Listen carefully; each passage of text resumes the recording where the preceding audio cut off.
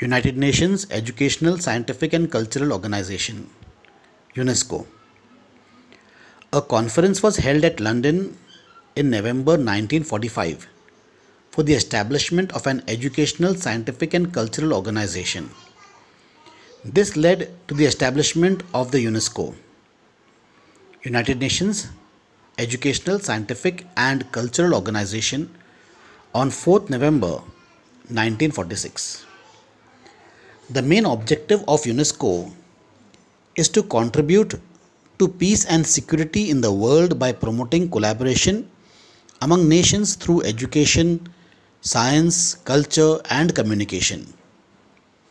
This is undertaken to further respect for justice, for the rule of law, and for the human rights for all human beings. The headquarters of UNESCO are in Paris. The main functions of the UNESCO is in the field of education are the largest sector of UNESCO's activity is in the field of education. Removal of illiteracy by encouragement to adult education, distance education, and to open school system. Emphasis on education of women and girls. Financial assistance for the education of disabled children. Provision of grants and fellowship to teachers and scholars.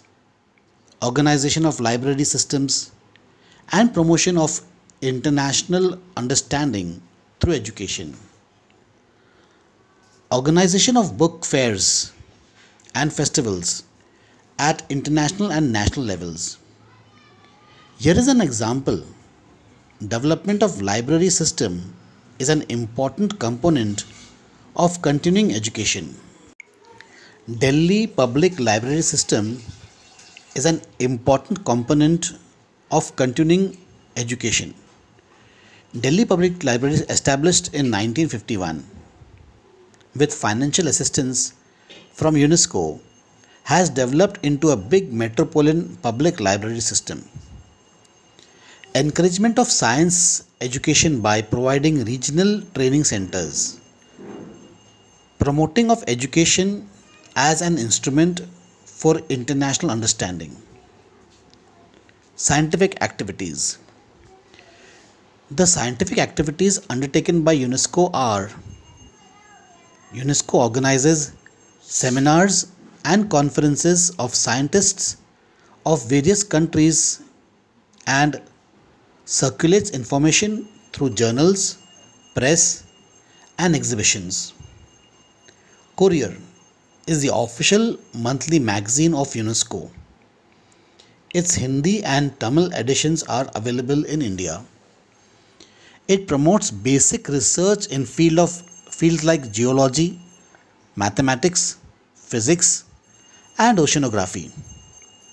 As a result, it finances engineering and technology schemes in a number of developing countries.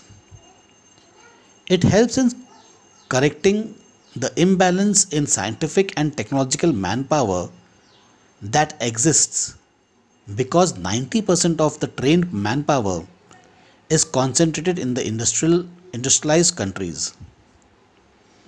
It encourages the study of social sciences in order to focus attention on combating all forms of discrimination, improving the status of women, and helping the youth in solving their problem. Communication. UNESCO develops communication for dissemination of information.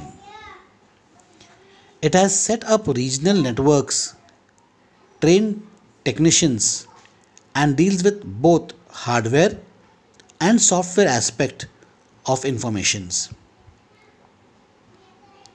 It improves the quality of the press, the films and video services. It assists developing countries to develop communication. It upholds the freedom of the press and independence of the media. Preservation of cultural heritage. It encourages modernization without the loss of cultural identity and diversity. UNESCO provides technical advice and assistance, equipment, and funds for the preservation of monuments and other works of art. It has prepared a World Heritage List to identify the monuments and sites which are to be protected. It aims to protect the world inheritance of books, works of art, and rare manuscripts. It gives encouragement to artistic creations in literature and fine arts. It pays attention towards the cultural development through the medium of films. It sends cultural missions to different countries so that there would be development of contacts which may promote peace and prosperity. In the past, it has provided travel grants to writers and artists under the project name Mutual Appreciation of Eastern and Western Culture Values. Under this scheme, India's talented exponents of classical music and dance travel to Europe and America. India's association with UNESCO.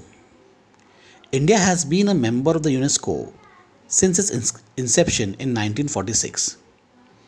In 1949, the Government of India set up a national commission for cooperation with UNESCO consisting of 5 sub-commissions, namely education, natural science, social science, culture and communication. These commissions promote UNESCO's program and send personnel to participate in international conferences, seminars, and workshops organized by UNESCO. The UNESCO provides funds and expertise for the protection of many historical monuments and sites like the Taj Mahal.